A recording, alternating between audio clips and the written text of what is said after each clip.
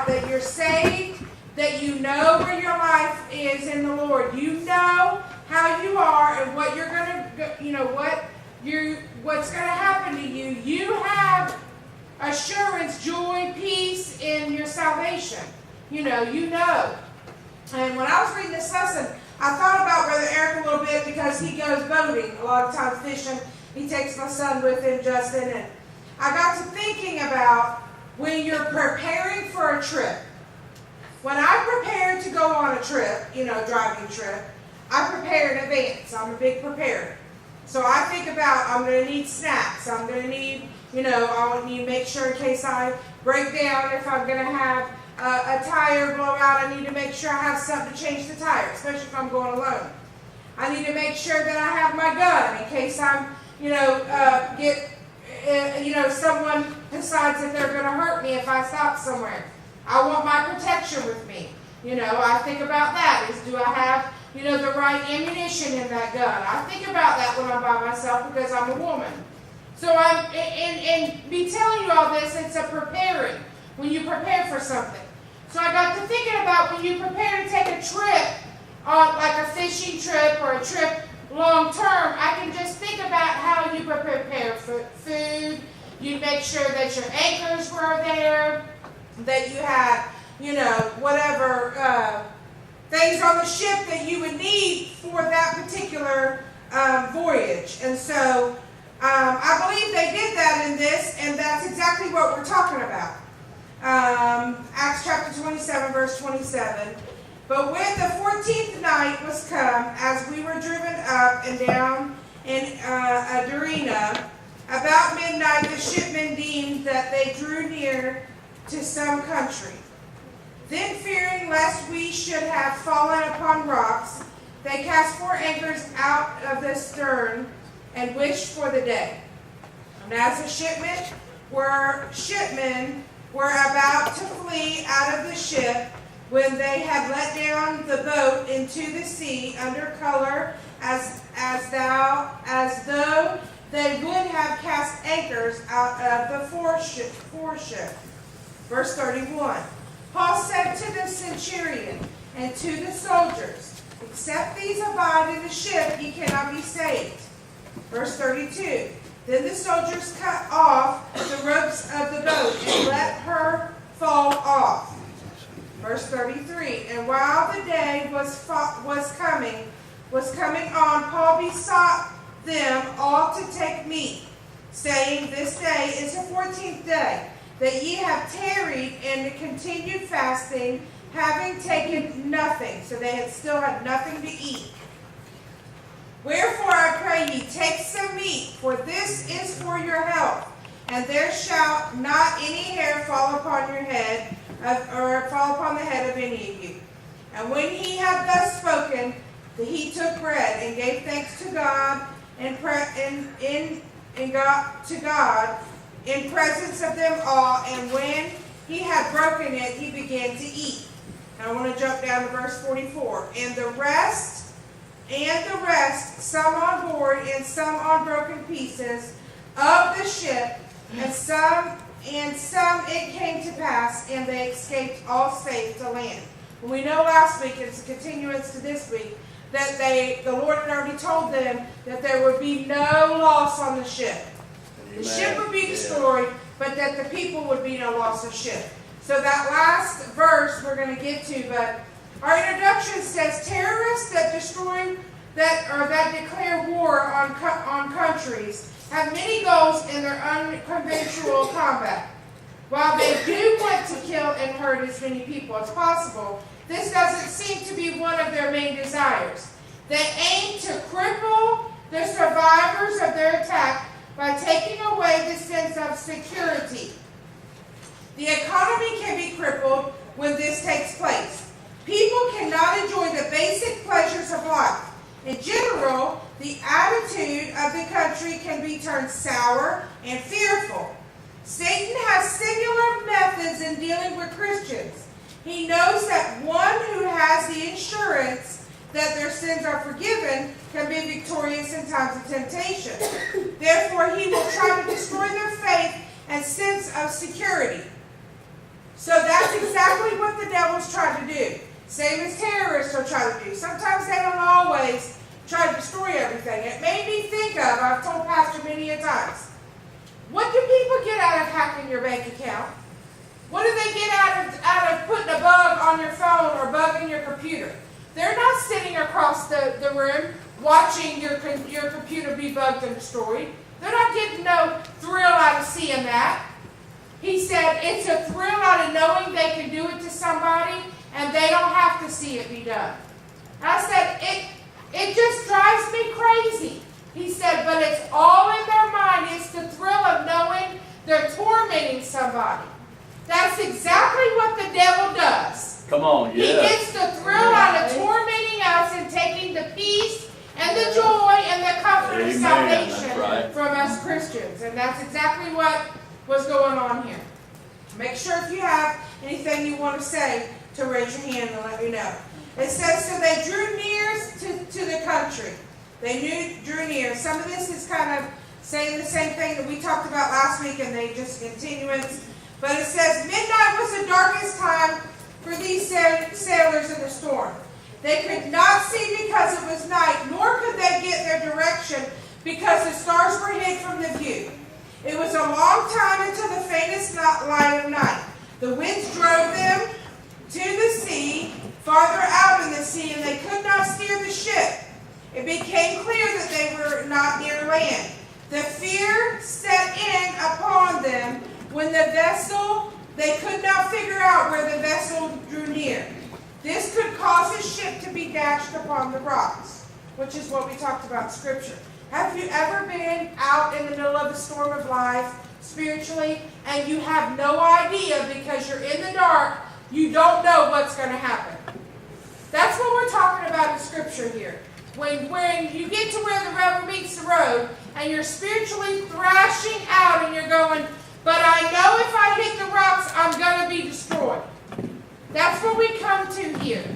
They were so fearful. Brother Eric, have you ever been out in a storm or out in the water when it's dark and you start to get fearful? Oh, yes, ma'am. Because you have no idea, because you can't see. I mean, I used to love, when we lived when I was a little girl, my dad bought some property. We lived out in Pine Hills, and then my dad bought some property out of Lake County in Astatula. And when I was little, when we lived in the city, we were going out into the country. It was like once we got out of the city into the country, it was like the air changed. We'd have the windows down, and it was like once we hit the country, it would turn cold air. And it was like we could breathe, as little kids would say, we could breathe, and I would go way out in the field where the horses were, and we would lay out in the field, we'd watch the stars, because to me, being in the city, living right there in Pine Hills, you couldn't see the stars in the dark sky because there's too many lights. But out there, it was like, it was dark, but you could see because all the stars lit up the sky. And out in the field, you couldn't see real well, but you could see good. I could just imagine that's what they relied on for their light and their direction. And when we're in life and in our storms of life, we rely on the direction of the Lord. But have you ever been in a storm where you can't see Him? Oh, yeah. Let me tell you something. I've been there. Right. When you just can't see the stars and you're saying, Lord, please, I just need to see. I don't know what I'm fixing to hit or where I'm fixing to go. Sure.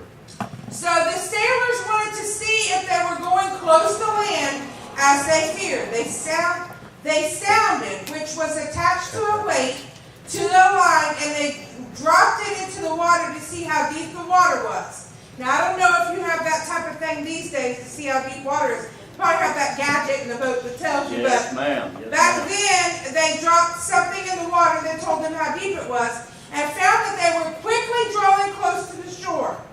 Straightway, they let down their 4 anchors to keep the ship until the light would come closer to the bank. So to make it easier to see, all they knew was they were drawing closer, so they just threw all 4 anchors down to stop the ship.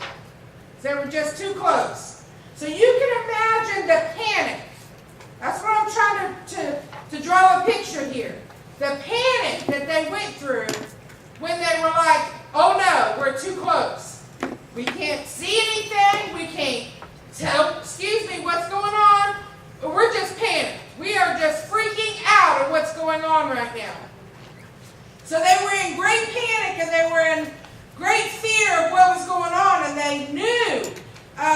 they had prisoners on the boat, they had a preacher on the boat, they had soldiers on the boat, they had merchants on the boat. It said they had many people on the boat. But this is where I want to bring us to and let us think about. Because this is where all of us Christians come to at times. We all feel like we don't have a place at times. Whether we're the preacher's wife, whether we're the layman in the church, the song leader, the harmonica player, the guitar player, part of the praise team, whatever it is that we're part of. But Paul discovered a plot of the crew and alerted the centurion. Right, come on. The soldier of them trying to depart. Although this might seem to be a very normal discovery, it was part of God's protection of the lives of the vessel. The Lord promised to keep everyone safe on the ship, but this was for all the crew that would have, it would be a devastation for all the crew if they changed their situation. Therefore, God showed Paul that they were about to leave the vessel and fulfill his promise would not be fulfilled if they left the ship. So what was happening is they were about to leave. They were about to leave the ship and decide that they were not going to stay. They were too close. They were going to drop down the small boats. They were going to leave the rest of the crew. While there were many strong men on the ship, they needed the crew and everyone there to be safe. The soldiers, the merchants, the prisoners, and the preacher could not navigate the dangerous waters as well as the crew could. Thus they all would have been lost. When people leave the Lord, they don't just hurt themselves, but many others. Families are shipwrecked. They are lost because of parents that leave God. People in churches are shipwrecked because some leaders have backslidden. It's impossible to leave God without hindering someone else's relationship with Him. If you think about that, when parents slip or parents fall away, the children suffer. Oh, yes. Their family suffers. So by them leaving the ship, the rest were going to suffer because the crew was leaving. The other ones didn't know how to navigate the ship. Let me tell you something. If you get Sister Myers out there on the ship and you leave the ship, I may be smart on some things, but I don't know much about that. I don't know how to drive a boat. I've never drove a boat before. You can show me how. I love to ride on a boat. I love to be in the water. I love it. Absolutely love it. But I don't know how to do it. I'm not afraid of the water. I'm not afraid to swim. I'm not afraid I don't know how to ride on it. I don't know how to do it. But if you put somebody out there who knows how, don't leave me out there. Let's work together and figure it out. So that's kind of what they were saying. The sailors would have been lost if they tried to leave the ship, because God promised from their lives that their lives would be spared if they leave the ship, that the promise would be broken and He would not keep His promise if they left each other. So this is where I want to bring us together here, where the Lord brought them back together and where they let everything go, which was amazing to me in Scripture when I studied it out this week. It says, when the soldiers cut off the ropes, in verse 32, when the soldiers heard that only those on the ship would be saved, they cut off the possibility to escape. All possibility to escape was gone. The crew could have been tempted with the lifeboats, but they were all gone. All that temptation they left. This makes the crew work harder and fervently to keep the ship afloat. The only way that one was going to live a Christian life is to cut away the possibilities of backsliding. Amen. It's not even an option to leave the Lord. It's not even an option to get a divorce. It's not even an option to walk away from God. It's not even an option to go the easy way out. That's the way you have to look at it. We're going to fight this battle. We're going to work this out. I'm not walking away from it. So that's exactly what they did. It's not an option. Temptations must be forsaken. Friends may have to be left, but the most important thing is to stay safely on the way to heaven. Many times people keep things they should have thrown away just in case it doesn't work out. No wonder it did not work out. They still have the lifeboat to the world on board. If only we'll give a wholehearted effort, they will stay safe. We can't leave the lifeboat on the side of the boat if we know we don't need to ever use that lifeboat. Pastors preach many times about the man who said, no thank you, but thank you. Pastors preach many times about the man who said, you know, the preacher that came in and they found marbles on the mantle, and he said, why do you have those there? You stopped smoking. He said, that's just in case. Oh, no. That's just in case I ever decide I want one or I backslide, I have them there already. I don't have to go to the store and get them. That's just in case. We need to leave the just in case away. Come on, that's right. We need to leave the phone number out of the phone and delete it just in case it don't work out, or just in case. We need to let all those things go. We need to take that outfit out of the closet just in case we decide we want to wear it again, if that's our temptation. Or whatever, just in case. Whatever's our temptation has got to go. You got to break away from that just in case or temptation. Right. That's the things that hold us back from the Lord. Whatever's keeping us or holding us is keeping us fully from God, just in case.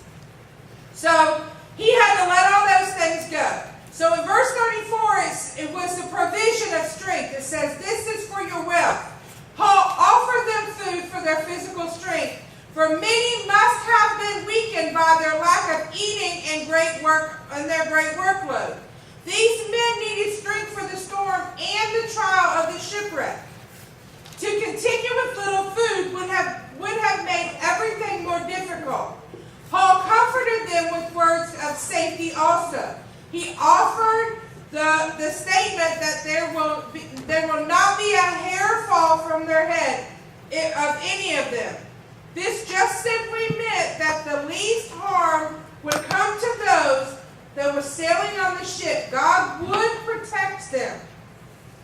The problem is, a lot of times we feel like the Lord forsook us, or the Lord's not there for us. That's exactly what the devil does. Right, come on. He will make us feel like it's God's fault. Sure. That's what the devil does. Right. Well, this happened to you because God's punishing you. Or this happened to you because God's mad at you. Right, This come on. happened to you because you're in trouble for something, or whatever it may be. So that's usually why that we get so upset with the Lord, because if he can get us mad at God, then we'll turn our back on him.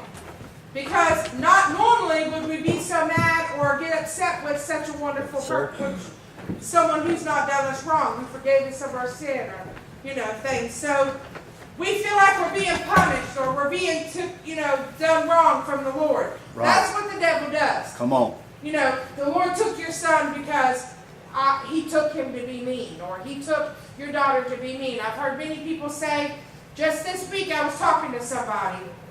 I went on a trip, pick up Maddie from Georgia, and I was talking to somebody, a family member. One of Brother Meyer's family members had called Amanda. I was with her.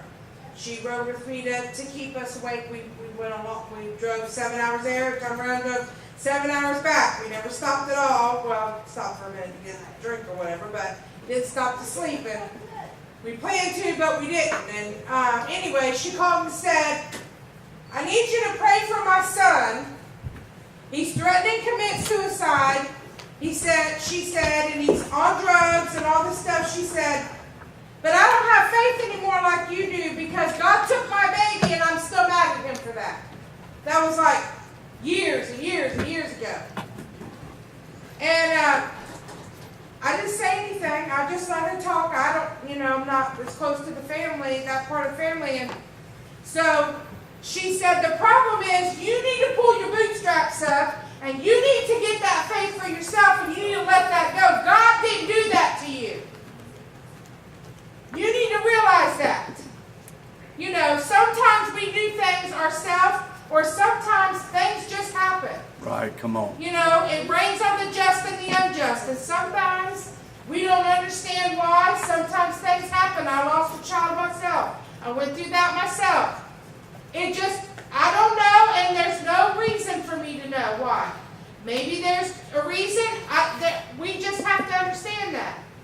But she wanted to use our faith to get through it, and we were trying to explain to her. She was trying to explain to her, I wasn't, in the conversation, that you have to grab a hold of that yourself and get through those things. And so that's exactly what Paul was telling them here. Paul wasn't even the preacher on board at the time. He was one of the prisoners on board at the time. Yeah, right. He was actually, we're going to get to the end of this, they were supposed to go over to the land, and they were going to kill all the prisoners when they got there. Paul was going to be one of the ones killed when they got over there. He wasn't actually the one, but because of what Paul had done and showed the Lord in him, they decided not to do that. They showed favor for Paul. So we have to realize that the Lord had done us nothing but good. Come on now. And the bad things that happen here on earth don't come from the Lord, they come from the devil. Everything that's happened to me that's been bad, I can look back at and see that it has the signature of Satan on it. It did not have the Lord on those things. I had to realize that. Because the devil tried to tell me that the Lord did it, and he didn't. It was all the works of the devil to torment me. Okay, verse 36 says, were they all good cheer? Remember last week we talked about they were in good cheer and how he tried to keep them in good spirits and those things. But it says the food and encouraging words and prayer of Paul had an effect upon the men. They were all of good cheer. Courage arose in their hearts and hope burned in their soul. One person with a positive faith and influenced many others. We can do that also. One good thing needs to be pointed out in this story. The sailors were about to desert the ship earlier, but there is not a hint of animosity towards them. Everyone in the storm together forgave the crew for their misdeed. So that was very important for everyone to know. They were going to leave the crew. Remember, the crew was going to leave the rest of the ship and just let them die. Listen, we know what's fixing to happen. We know how close we are to the shore. We know we're fixing to be, overboard. We know this. We realize this. They were fixing to leave them, but when they realized, they let go of walking away, they said, that's it. We're not going to do it anymore. All the animosity and the problems were gone. They forgave them. They all became one mind and one accord. There was no bad feelings. Because of that, they were able to have good cheer. If there was bad feelings, they could not have all grew together on the ship to come see the ending result of the good things that was about to happen. It says maybe they felt merciful because they all knew the fear and hopelessness they all experienced in the storm. For whatever reason, they did restore the crew to the ship. This was for their own safety as well as the safety and security of the rest of the soldiers, merchants, and prisoners. It reminds Paul of the astonishment It reminded Paul of the church about a fallen brother or brethren. If a man be overtaken in a fault, ye which are spiritual, restore such as one in the spirit of meekness, considering thyself, lest thou be tempted. That's huge. So in other words, be merciful. Because if I'm not merciful to Sister Jackson for what she's going through, guess what? It's probably going to happen to me. People say, watch what you say to somebody else, and they talk about, it does happen. I've told people before, I don't wish this on my worst enemy. I've never prayed something bad on somebody, because guess what? You pray bad on them, and it'll come right back to you. You pray peace and joy and love, and you let the Lord take care of it, because when they fall into the hands of a just God, He'll take care of it. You let the Lord, you pray, Lord, let them see themselves the way you see them, and you work it out and let them see what kind of person that they are. Right, Let come them on. see the things that they've done wrong. Let them see the way that they're acting. Yeah. So we have to be careful. I got to get done here quickly. Okay, the Soldiers' Council. I didn't hear you. Circling the runway too, huh? No, I'm not saying I'm doing that. I'm not doing that. You've done said 2 times we're going to finish up here. I didn't circle the runway. They came to those 276 on board of the vessel. They wondered what needed to be done, for the land was unfamiliar. Seeing a creek, they wanted to thrust the ship into that area, hoping to be able to get to land. Verse 41 tells us that they went into a place where 2 seas met, and they ran the ship aground, and four parts struck it fast, and remained unmovable. But the hinder part was broken to the violence of the waters. It was obvious that the ship was lost, but they had little control over the passengers, what the passengers would do. Therefore, the soldiers advised that they should kill the prisoners. They was commissioned to keep these men all the way to Rome, but there was only one assurance that the duty would be fulfilled. Remember I told you when they got there that they were going to kill all the prisoners, but they decided not to because of what Paul had done. But they ran the ship quickly into where the 2 places met. And the Lord had already told Paul that there would be no loss of life, but that the ship would be destroyed. So this is what happened. And in the last verse, he said that the ones that could swim, swam to shore, and the ones that couldn't swim, that last verse said, let me read it to you, and the rest, some on board and some on broken pieces of the ship, and so it came to pass that they escaped all safe to land. So it said that, I'll get them in a minute. So it said that they got all the way to the end of the land, the ones that swam, and the ones that couldn't swim grabbed a piece of the boards and got to land. And when he counted everyone, all were there safely. So Scripture was fulfilled, and the end was fulfilled that when the Lord said what He was going to do, it was done correctly. So we have assurance in the storm, and safety in a shipwreck, and in our life when we feel like our life is in a shipwreck, that there is safety in the end of a shipwreck. Yes, amen. It's not all going to be bad. It does seem like it gets dark, and it does seem like that our storms we get overwhelmed and we can't see the light at the end of the tunnel. But there is joy in the journey if we will hold on to the end. So my closing thought is, keep holding on. Amen. Keep holding on to the Lord. Yes, that's There right. is hope. There is heaven. We have heaven to gain. Any thoughts? Because Pastor has walked away. Kathy. I'm afraid of water too. Oh, I was in a boat, get afraid of the water. yeah. I can't on the boat. I can't, the lake. I'm afraid of getting the water. That's reason for that. Really? I'm afraid of that water. I'm Okay. afraid of alligators to get me. Okay. Anybody else have a thought? I guess not. All right.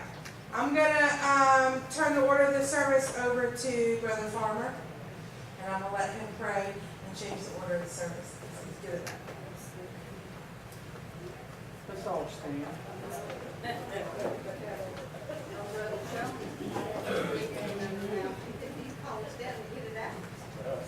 Everybody got